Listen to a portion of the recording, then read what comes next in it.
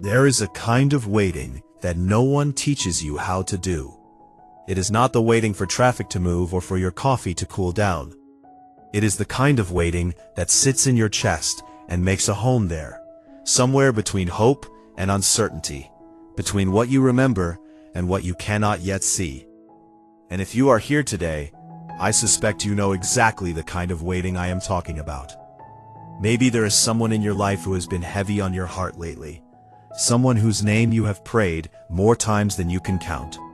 Someone who once felt close, maybe closer than anyone else ever has, and then something shifted. Not always in a dramatic way, not always with loud words or closed doors, but in that quiet way things change when people are not ready to face what they feel. And you have been sitting with this, haven't you? You have been carrying the weight of a connection that does not make complete sense on paper, but makes perfect sense somewhere deeper inside you. This is not about obsession or fantasy or wishful thinking. This is about something you have sensed in your spirit, something that has made you ask God again and again if what you feel is real or if you are imagining things. Well, I want to sit with you for a while today, not to give you false promises or tell you what will happen tomorrow or next week. I cannot do that, and honestly, anyone who does is not honoring the mystery of how God moves. But I can offer you something that might be more valuable than prediction. I can offer you perspective. I can offer you truth spoken with gentleness. And I can remind you of who you are while you wait. Because waiting is not nothing, even when it feels like it. Waiting is its own season, and seasons are never wasted in God's hands.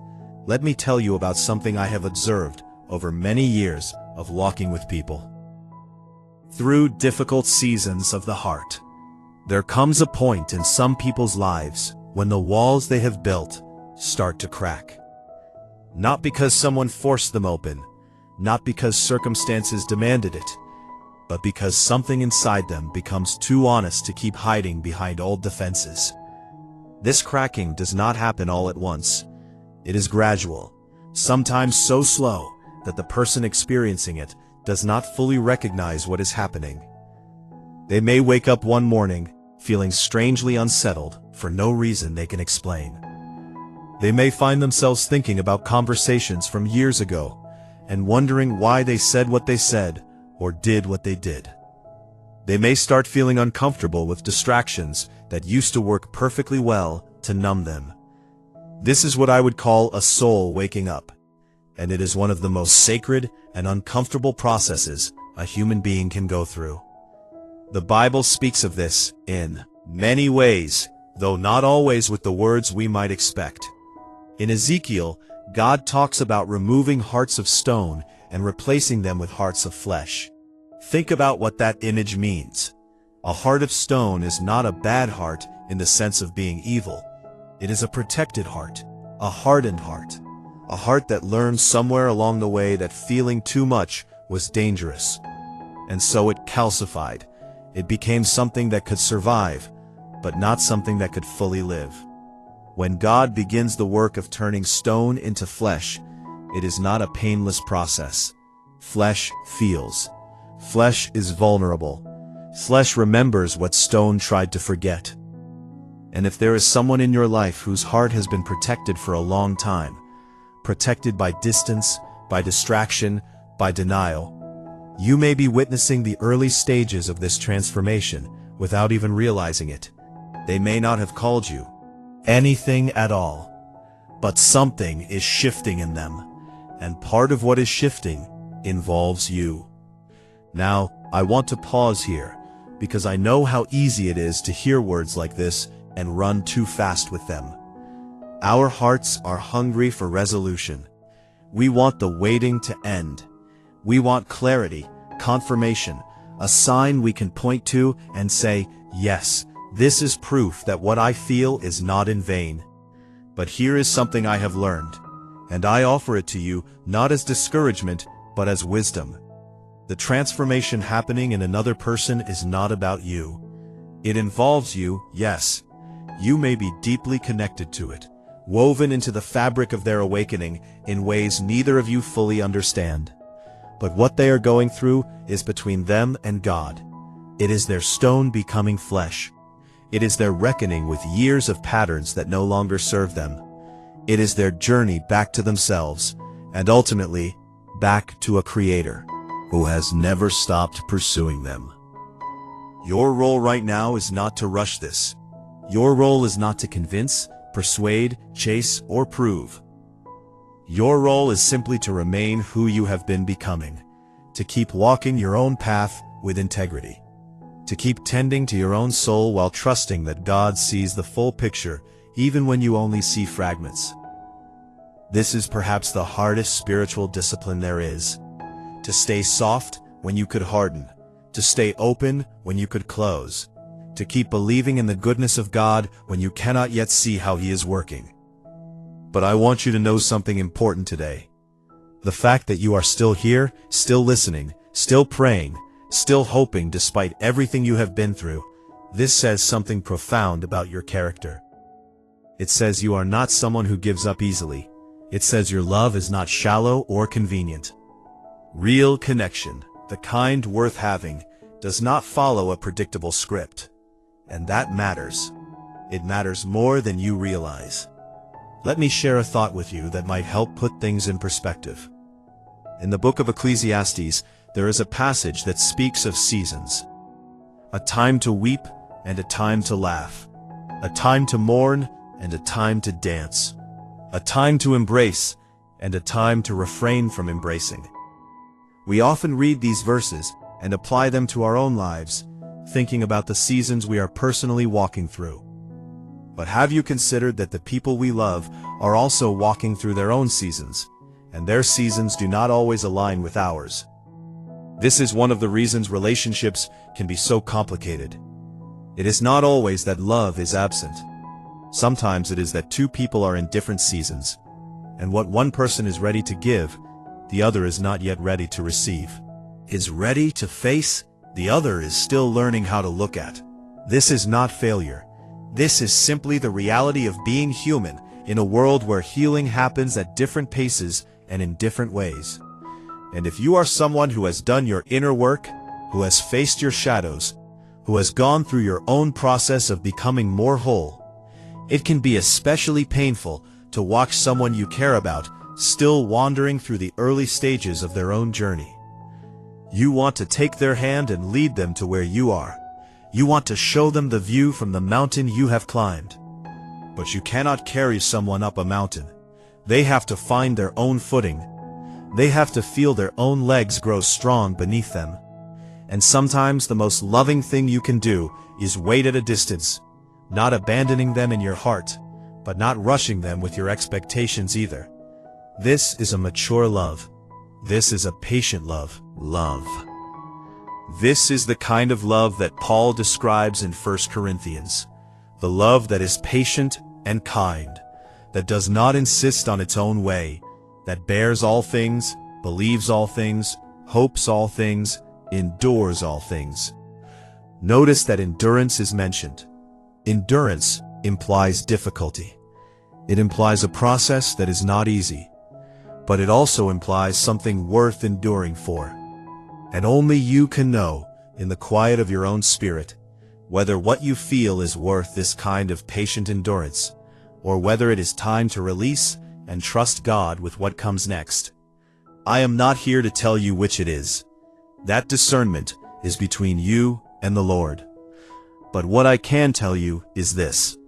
If this connection is real, if it is rooted in something genuine, and not simply attachment or fear of being alone, then your patience is not wasted. And if this connection has run its course, if what was meant to be has already been, then your patience will find its peace. Patience is still not wasted, because patience itself shapes you into someone capable of deeper love in the future. Either way, you are not losing by choosing to remain soft and faithful. Either way, you are becoming more of who you were created to be. Now let me speak to something that I think many people overlook when they are in the middle of situations like this. We often focus so much on the other person, on what they are doing or not doing, on whether they will come around or stay distant, that we forget to ask a more important question. What is God doing in me through this season? Because here is a truth that took me years to fully understand. God does not waste anything. Not your pain, not your confusion, not your longing. He uses it all, if you let him, to refine you, to deepen you, to prepare you for what is coming. And what is coming is not always what we expect. Sometimes God answers our prayers with exactly what we did not see coming. What we asked for. And sometimes he answers our prayers by giving us something we did not know we needed. Something we could not have imagined because we were too focused on one possibility. I think of Joseph in the Old Testament, sold by his own brothers, thrown into a pit, falsely accused, imprisoned for years. If you had asked Joseph at any point during those dark seasons what God was doing, I doubt he would have had a clear answer. He was simply surviving. He was simply holding on to whatever faith he could muster. But looking back, after he rose to a position of great influence and was able to save his entire family from famine, he said something remarkable to the very brothers who had betrayed him. He said, "What you meant for evil, God meant for good." This is not a statement of denial. It is not pretending the pain did not happen. It is a statement of profound reframing, a recognition that God is always working, behind the scenes, in ways we cannot see until much later. And if you are in a season where you cannot make sense of what is happening, if you are watching someone you love go through their own process while you stand at a distance wondering if any of it will ever come together, I want you to hold on to this truth. God is working. He is working in you. He is working in them. He is weaving something in the unseen realm that will one day become visible. You do not have to understand it right now. You just have to trust that the weaver knows what he is doing, even when the tapestry looks like chaos from your angle. There is a phrase I come back to often when I am walking with people through uncertain seasons. It comes from Proverbs, and it says, "Trust in the Lord with all your heart, and lean not on your own understanding. In all your ways acknowledge him, and he will make your paths straight." For a long time, I thought this verse was about God making life easier, smoother, more predictable. But I have come to understand it differently now. I think what it means is that when you trust God, when you acknowledge him in everything, he gives you clarity not about the path itself, but about where to place your next step. You do not see the whole road. You see enough to move forward. And sometimes that is all you need. One step, one day, one prayer at a time. If you are feeling overwhelmed by the bigness of your situation, I encourage you to bring it back down to today. What is God asking of you today? Not next month, not next year, but today. Maybe today he is asking you to rest. Maybe today he is asking you to forgive a little more. Maybe today he is asking you to take care of your body, your mind, your spirit because you have been so focused on someone else that you have neglected yourself. Whatever it is, he will give you the grace for today. And tomorrow, he will give you the grace for that day. This is the rhythm of faith, not leaping ahead, not dragging behind, but walking in step with a God who is neither in a hurry nor running late. I want to come back now to the person who has been on your heart, because I know that even as I speak about your own journey, part of your mind is still circling back to them. And that is okay. That is human. That is what it means to love someone. What I want to offer you is a slightly different way of seeing what may be happening in their life right now. You see, when someone's soul begins to wake up, it is rarely a clean or comfortable process. It often starts with dissatisfaction, a vague sense that the life they have built is not as fulfilling as it appears, a restlessness that cannot be soothed by the usual escapes. This dissatisfaction is actually a gift, even though it does not feel like one at the time. It is the soul's way of saying that something deeper is needed, that the surface-level living is no longer enough, that the defenses which once protected them are now keeping them from what they truly want. And often, what they truly want is not a thing or an achievement or a status. It is connection, real connection, the kind that sees them fully and loves them anyway, the kind that does not require them to perform or pretend, the kind they may have glimpsed in you. This is not meant to inflate your ego or make you feel superior. It is simply an acknowledgement that sometimes we represent something sacred to another person, something they are not yet ready to claim but cannot fully forget. And when their soul starts waking up, when the old patterns start feeling suffocating, when the things they used to run to no longer bring relief, they begin to remember. They remember how they felt in your presence. They remember the version of themselves they were starting to become when you were in their life. They remember what was possible before fear got in the way. Now, I want to be careful here, because I am not saying they will pick up the phone tomorrow. I am not saying all of this means a reunion is guaranteed. What I am saying is that God uses our connections, even the ones we think are lost, that seem lost or suspended, in ways we do not always see. And the impact you have had on this person's life is not erased simply because time has passed or distance has grown. Some impressions go too deep to be forgotten. Some seeds take years to break through the soil. Some truths can only be received once the heart is ready. And maybe, just maybe, their heart is getting ready now. Not on your timeline, not in the way you imagined, but in God's way, which is always more beautiful and more complete than anything we could orchestrate on our own. I know this is a long message, and I am grateful you are still with me. If what I am saying is resonating with you, if you are feeling something stir in your spirit as you listen, I want to invite you to take a moment and breathe.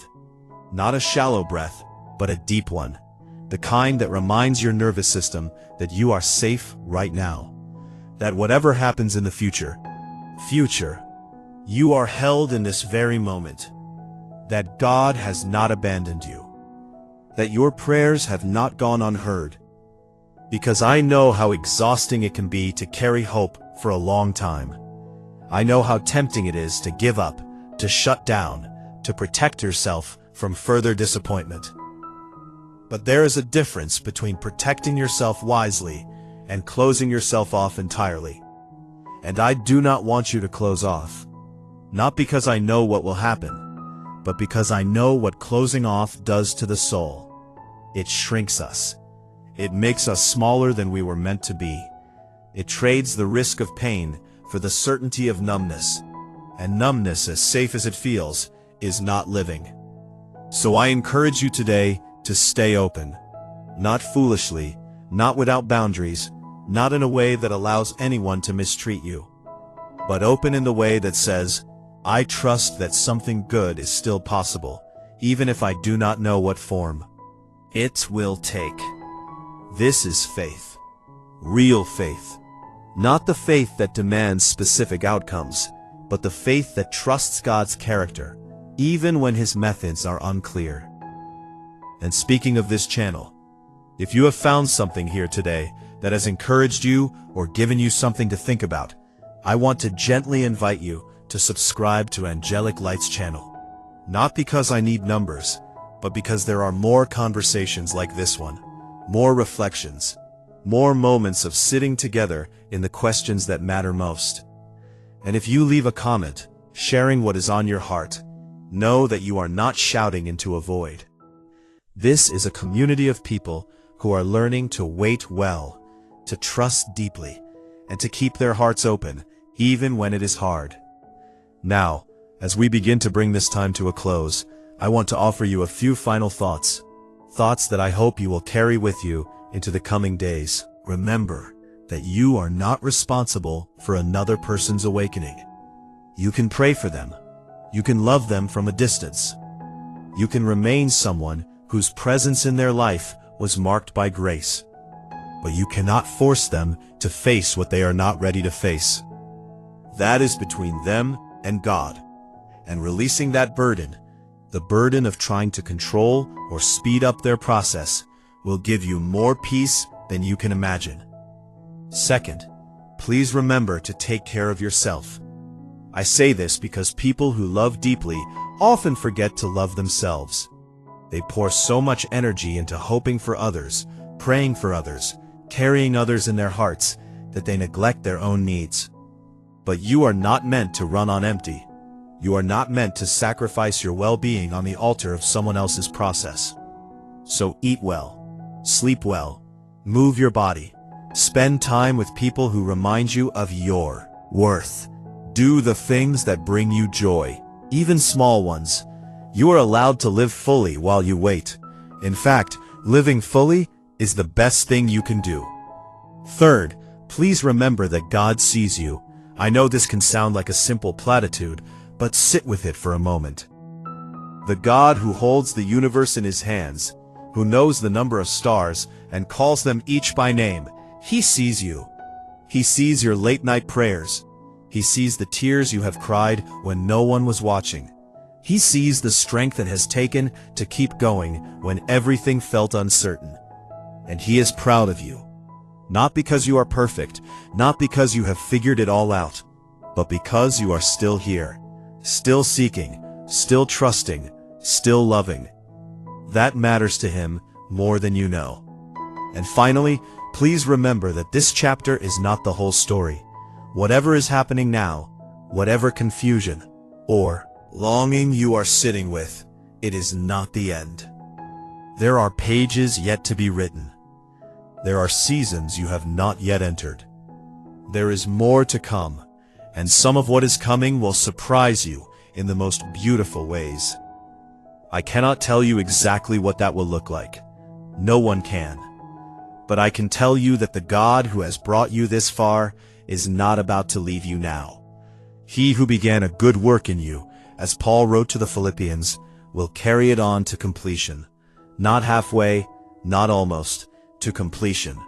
So hold on, keep breathing, keep trusting, and know that you are not alone in this. There are people all over the world right now who are in similar seasons, carrying similar questions, learning similar lessons about patience and faith and the mysterious ways of love.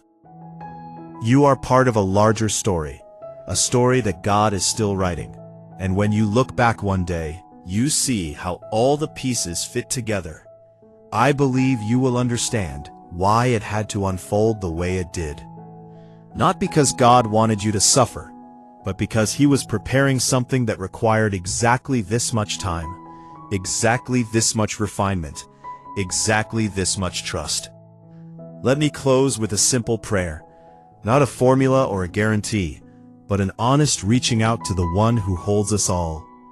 Lord, I lift up the person listening to these words right now.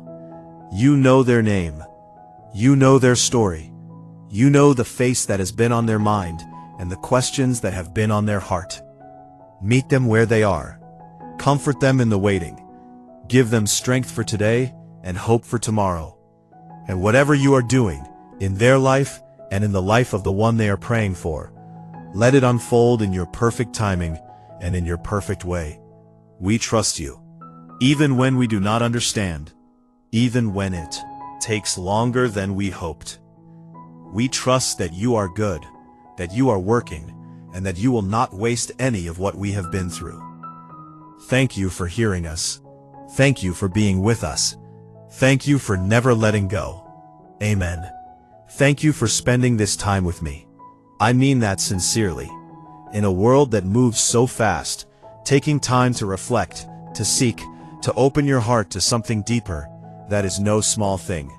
If this message has meant something to you, feel free to share it with someone who might need it too. Sometimes the words we needed to hear are the exact words someone else is waiting for. And if you like, take a moment to leave a comment below. Not for the sake of engagement, but because sometimes writing down what you are feeling helps you understand it more clearly. And because there is something powerful about not carrying your thoughts alone. I am grateful for you, heart, for your willingness to believe that there is more to this life than what we can see with our eyes. May you walk forward with peace today. May you rest well tonight. And may you wake tomorrow with the quiet confidence that you are exactly where you need to be, doing exactly what you need to do, becoming exactly who you were created to become. Until next time, take care of yourself.